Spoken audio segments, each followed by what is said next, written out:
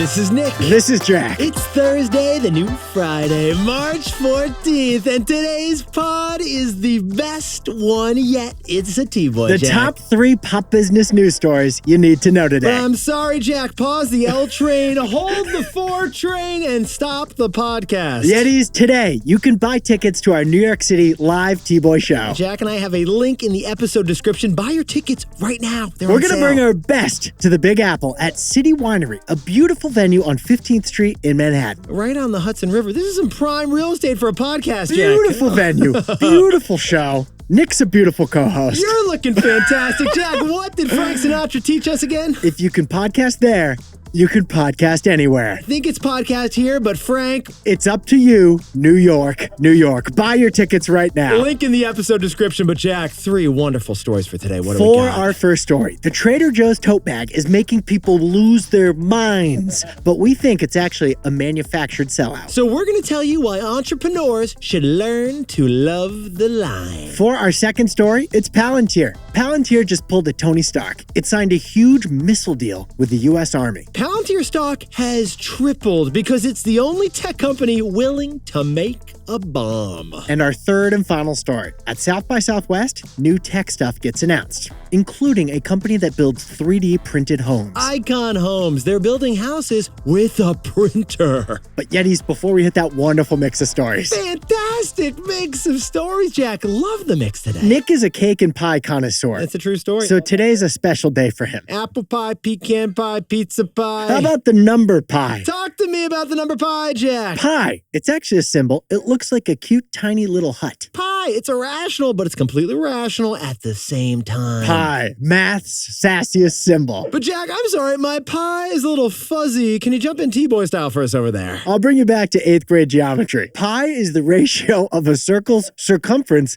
to a circle's diameter. I'm sorry, doctor. Can we get a translation on that, please? Pi. You divide the outside of the circle's length by its width, and you get pi. And here's the beauty. No matter the size of the circle, the answer to that equation is always pi. So the number pi is the circle of life. Literally. The number pi is irrational. Literally. In fact, pi is longer than time. Because pi is infinite, and yet time, theoretically, is not. The number of digits in the number pi goes on forever. 3.14. And ever. 159. And ever. 265. Nick, there's actually like a challenge to see who can recite the most digits of pi from memory. And according to Guinness, an Indian man memorized 70,000 digits of pi in a row and recited them. One Indian man blindfolded himself and recited 70,000 digits of pi. Reciting pi, not as easy as pi. But easy, Archimedes. Why are we talking about pi right now? I'm so glad you asked, Jack, because today is the only day out of all the days that is made out of pi. March 14th. 314. And 3.14 is the first 3 digits of pi. Yetis, the world is made up of circles. From atoms to planets to the sun. And within every circle is the mathematical truth of pi. It's not a number, it's destiny. Happy Pi Day, besties. How high can you count the number of pi from memory? Send us a video of your pi recall at TBOY Pod. Ready for mine, Nick? Hit me, Jack. 3.14159. That's all I got. Jack, let's hit our 3.141592653589793223846226 Etc., etc. stories. 15 years before this song, 2 boys from the Northeast met in the dorm. They had an idea that caused a cultural storm. It's the best one yet, but the best is the norm. Jack, Nick, that's it. I don't even think they need to practice. 50%, that's a fat tip. TBOY City on your at-list. If you know, you know, cause we ready to go. We can't wait no more, so just start the show. Start the show. For our first story, a Trader Joe's product has gone viral, selling for $500 on eBay. It's not a grocery. It's a grocery bag that's selling out. Yetis, the Trader Joe's tote bag is the perfect example we've ever seen of the manufactured sellout. Jack, before we do the story, can you walk us through the old Trader Joe's Hall of Fame? We covered it last year on the It's the pod. only grocery store we know that honors its best products with inductions to the Hall of Fame. A Mandarin orange chicken, dark chocolate peanut butter cups, everything seasoning. Everything but the bagel. Good catch. But yeah, it's the hottest Trader Joe's product right now. It ironically cannot be eaten. The Trader Joe's mini tote bag. It's a couple of canvas straps some embroidery of the Trader Joe's logo, and it comes in 4 colors. You walk in for the cauliflower rice, but you leave with a tote bag, Jack. It's a mini tote bag. It's not what you see from NPR donors. It's not even a full tote. It's 6 inches deep. It's like a lunchbox, basically. It's also maybe the cheapest thing Trader Joe sells at $2.99. But Yetis, Trader Joe's doesn't just sell this tote bag. Trader Joe's drops it in limited quantities. That's why, according to the New York Times, people lined up at the Union Square location at 7 a.m. to get their tote bag before they sold out. They had to limit it to 2 per customer. It's like a supreme sneaker drop for a tote bag. There was so much demand that $2.99 tote bag is now selling for $500 on eBay. It's like the Chanel of totes. Jack, it's like LL Bean and Gucci had a baby. But this random sellout of a random product, Not even a full tote bag. reminds us of a broader trend. The Stanley Cupification. Because Yetis, on social media, people used to go viral. But now, products go viral. We think what's happening is manufactured sellouts. Companies purposely make fewer items, all but guaranteeing a sellout. Because according to Wharton professor Jonah Berger, half of consumer purchases are made by word of mouth, not by traditional advertising. We repeat, half of purchases are because your buddy convinced you to buy it, not because somebody in a commercial convinced you to buy it. So, manufactured sellouts and marketing stunts get people talking about products and get word-of-mouth marketing going. Because Yetis, the Trader Joe's tote sellout doesn't necessarily mean crazy high demand, does it, Jack? It could just mean crazy low quantity was made. Trader Joe's, they didn't just drop a bag, they manufactured a sellout, and people just can't stop talking about it. No new bags are going to be made until the next drop on September. Like, Joe, you couldn't make a new bag for June? They wanted a sellout, Nick. So, Jack, what's the takeaway for all our buddies over at Trader Joe's? Entrepreneurs have learned the power of the line. It is historically, economists, they see a line as a problem. Like a line, it means lost sales. If there's a line of customers, it means there's not enough supply to keep up with demand. And the company has to try to correct that. But Jack and I want to drop a new perspective here. That line isn't a mistake. Maybe that line is actually marketing. In fact, a line for a product could be repositioned by the company as a marketing expense. All right, follow us on this one. Here we go. You can buy an advertisement telling people that your product, it is cool. And that costs X number of dollars to buy the ad. Or you can create a line that shows people this is cool. And that costs X number of dollars in lost sales. Consumers, they say they hate lines. We hate lines. Waiting for a train, that is really annoying, Jack. But consumers kind of worship lines. Yeah, you do. Because it's a signal that the thing being waited for is legit. And if you're an entrepreneur, lower sales that day, but higher sales long term, that is the power of the line. And that is why we're seeing more and more manufactured sellouts. For our second story, Palantir, the U.S. Army's top tech contractor, has seen its stock triple in the past year. Because Palantir is the only tech company willing to do one thing: drop bombs. All right, Jack, if we're going to talk about Palantir, you're going to have to whip out your Hobbit shoes to explain the name to us, please. Palantir was named after an orb from the book The Lord of the Rings. Okay, keep going. The orb, called a Palantir in Lord of the Rings, it lets you spy on what other people are doing. All right. It lets you see through to other orbs, and it lets Sauron check and see what the Jack, Fellowship was up to. You can leave Middle Earth right now and return to planet Earth and bring Instead back of using magic, Palantir, the company, uses AI to spy on people. And Yetis, Palantir, the company, has been a quiet winner of the artificial intelligence boom, with its stock tripling in just the past year. Palantir, it's basically a publicly traded CIA. They're collecting data to deliver insights, and they're getting paid handsomely. They have 5 straight quarters of profit, and they're growing 20% every quarter in revenue. Yetis, Palantir is now worth $55 billion. That is 11 lifts. And Palantir just announced something that's less CIA, more U.S. Armed Forces. Not to go more Hollywood on this thing, but the latest product from Palantir reminds Jack and me of the opening scene of Iron Man 1. Robert Downey Jr., take it away. For your consideration, the Jericho. Nick, Palantir just announced a $178 million contract with the U.S. Army. It's not called Jericho. It's called Titan. Titan is an acronym, TITAN. It stands for Tactical Intelligence Targeting Access Node. Let's jump into this TBOY style. Palantir is going to help the U.S. military build 10 Titan vehicles, which use AI and machine learning to help the military fire long-range missiles accurately. Yetis, this Silicon Valley software company beat out military contractors like Raytheon and Lockheed Martin to get this huge deal. It's a shocker. Palantir makes $2 billion of annual revenue.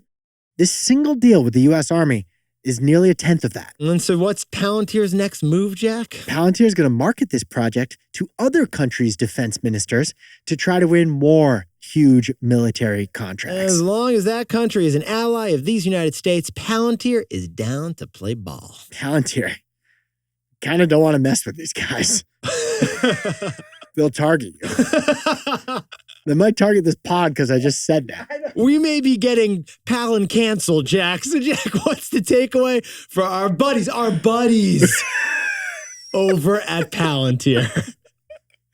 We're cool guys, right? Palantir found their monopoly. They're the only tech company willing to get their hands dirty. Yeah, these tech companies love to talk about making the world a better place, changing the world for good, doing no evil. That's why Google, Microsoft, and Amazon have colorful, feel-good logos and feel-good mission statements. Well, Yetis, Palantir doesn't worry about that. Everyone at Palantir knows what they signed up for. Palantir's clear about it, and they're getting paid. Palantir's founder, Alex Karp, once told employees who don't support military contracts to not work there. Unlike other tech companies, Palantir will happily work with the Army to help combat efforts or petronations to extract more oil. The most valuable thing you can do in business or the workplace is find your monopoly. We love to say that. Well, Palantir, Jack, they found their monopoly. They're the only tech company willing to get their hands dirty. For our third and final story, it's South by Southwest this week, and one company, Icon Homes, just unveiled their latest invention. A 3D printer that prints houses. Yeti, someday you'll be able to browse a catalog and select a house to print. Now, Yetis, home construction hasn't changed since the Middle Ages. You just add some plumbing and lighting to a few castles, Jack, and it's pretty much the same as today. Since the year 1200, humans have been building homes with either lumber, sticks, or bricks. One piece at a time, a crew of builders on site. That's how it's been done for 1,200 years. No changes. But there was one development in home building, right? Sure. Right. One recent development is prefabricated homes. You build most of a house in a factory and then ship it to a location, but those are rare. But we just saw an even bigger development in the construction of homes. A concept unveiled at South by Southwest in Austin this week. The printable home. But Jack, before we get into these printable homes, we should sprinkle on some context to South by Southwest. It's a tech, media, and music conference happening in Austin, Texas right now. How would you really describe it? Davos for young people. It's like a convention of Patagonia fleeces. Everyone flies in on the fleece into Austin. It's wonderful. It's wonderful. It's delightful. Well, Yetis, this week, a startup at South by Southwest called Icon Homes unveiled the printed house. Like you print a high school essay, they print a house. And that demonstration of a printable house has earned Icon a $2 billion valuation. Now, Yetis, Nick and I are fans of innovation. And it's not as much the homes we're impressed by that Icon built. It's that they built a house printer. And that printer is called the Phoenix. We're more interested in the printer, frankly, like the 3D home printer. It prints the walls of a house from the bottom up, layer by layer, like a baker applying frosting on a cake. The outside of the frosting? There's that big plastic tube of wet frosting that you squeeze it on. That's this printer. But the frosting is concrete material, and it's applied by one big robotic arm. A huge robotic arm called the Phoenix. Now, Icon brings the Phoenix printer to where the home is to be built, and then they print it with something called lavacrete. Lavacrete is Icon's proprietary concrete that's durable and printable with this machine. They roll one machine to the property that can print the foundation, and then it prints the walls, and then it prints the roof all at once. Way fewer workers, way less materials. Eventually, they say they can build a house for half the cost. And they unveiled yesterday a catalog of 60 home styles, although it doesn't look like your typical home. It's a little more alternative for our taste. The early ones kind of look like Fred Flintstone's house. I don't want to bring us back to Middle Earth, Jack, but there's a Lord of the Rings vibe going on me Star Wars. It does look kind of hobbitish. But with this new printer, they say they can eventually build houses at scale for half the price of today's houses. So, Jack, how about we head over to the living room and you can tell us the takeaway for all our buddies printing houses. Innovation is the crucial counterforce to regulation. Yetis, this is fascinating. Yesterday, Jack and I went to the Empire State Building, which was built in 1930. And Jack, how long exactly did it take to build the 102 floors of the Empire State Building? It took them 13 months to build this building, which is 1,200 feet tall. Yetis, the Empire State Building only took 1 year to build nearly 100 years ago. That same building today, despite all our technological advancements, would take 5 times as long to build and cost way more money. And the reason, Jack? Regulations and labor and safety standards. Yeah, the cost and time needed to build is way up because we don't accept workers dying anymore. Yeah, the Empire State Building was such a dangerous project in 1930 that definitely at least 5 people, but estimated up to 25 workers died. So, Yetis, rules and regulations, they have demonstrably made buildings safer, but they've also made buildings really slower. And more expensive. And it's resulted in a brutal housing shortage across the country. And that's why innovation, like printing houses, is so crucial. We need these gains in innovation to offset the friction of regulation. The way Jack and I see it, innovation is the counterforce to regulation. Jack, can you whip up the takeaways for us for the new Friday? Everyone is talking about Trader Joe's mini tote bags. Everybody. People are going crazy to get their hands on one. And that is the power of the manufactured sellout. Learn to love the line. For our second story, Palantir stock has tripled, capped off by a huge deal with the United States military. Palantir, it found its monopoly. It's the one tech company willing to get its hands dirty. And our third and final story is Icon Homes. Their 3D printer is a giant robot arm that prints out homes from the end of it. Highlight of South by Southwest so far. Yetis, innovation is the crucial counterforce to regulation. But Yetis, this pod's not over yet. Here's what else you need to know today. First, yesterday, the full United States House of Representatives voted yes to force ByteDance to sell TikTok. The bill, which just passed the House, requires TikTok to separate from China. If they don't sell TikTok in 180 days, then it's banned in the United States. Now the vote goes to the Senate. Then the president said he would approve it. Its fate in the Senate is uncertain. It could die there or it could pass into law. And second, Southwest, Delta, and United Airlines are all downgrading their growth projections. And why is that, Jack? Because of Boeing, Nick. The FAA appears set to stop deliveries of new Boeing planes until Boeing can clean up its act. The airlines are going to have to make do with the planes they have. And finally, Outdoor Voices, the former unicorn athleisure brand, is shutting down their 16 physical stores. Outdoor Voices is going purely online. They were our first advertiser ever. We both have that gray sweatshirt we love. We do. It's a classic. It's held up for like 8 years. It's a great product. We're sad to see the stores close. Now, time for the best fact yet. This one discovered by Jack and me, and honestly, we just had to share it with you. Trivia. Who is born on Pi Day? Okay. Who is like the perfect person to have been born on Friday, on Pi Day? You ready for this? He was born in Ulm, Germany on March 14th, 1879. And who is he? Mr. Albert Einstein. Albert Einstein, the most mathematical brain you could even think of, was born on the most mathematical day of the year. He's actually more of a physics guy than a math guy, but yeah, this is incredible. I guess, Jack, we're rounding up on this one. Yeah, we are. Yetis, you've looked fantastic this week. Jack, you've looked fantastic in New Have York. I? Brooklyn's looking good on you. Thank you. Yetis, we have so much to celebrate right now, by the way, okay? New York City live show. We climbed the Empire State Building. We recorded an amazing podcast. We did. This was the best one, yes. And we had some cool interviews with a whole new video series that's coming out soon. Yetis, that's coming soon. Oh, also, Jack and I are dropping a special podcast for you tomorrow that you're going to love. The T-Boy Hotline episode. But in the meantime, pause the pod and buy your New York City T-Boy Live tickets right now. April 24th. We look forward to seeing you there. We got a link in this episode description so you can HYH TBOY. Buy those tickets before they sell out. If you know, you know.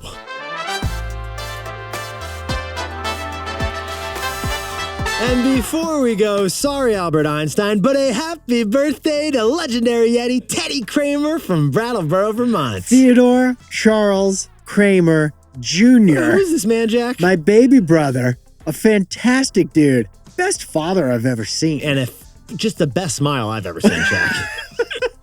Congratulations, Teddy. And happy birthday to Allie Kirst, who's driving a Tahoe right now for a ski weekend birthday. Enjoy the slopes of the Palisades. Happy 40th birthday to Dana Taft in Nashville, Tennessee. And Tim Mueller is turning 40 years old too over in Edina, Minnesota. Happy 27th birthday to Kevin Keeter in Santa Barbara. And Stephanie Soleil is an architect to the stars celebrating a birthday in Maryland. And a huge congratulations to Blaze Seifer and Captain Rudolph.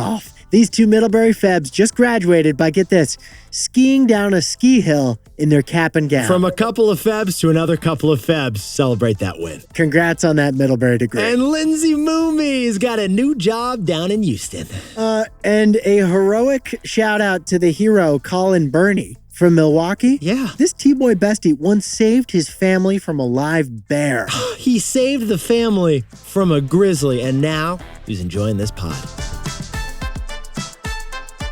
This is Jack. I own stock of Amazon.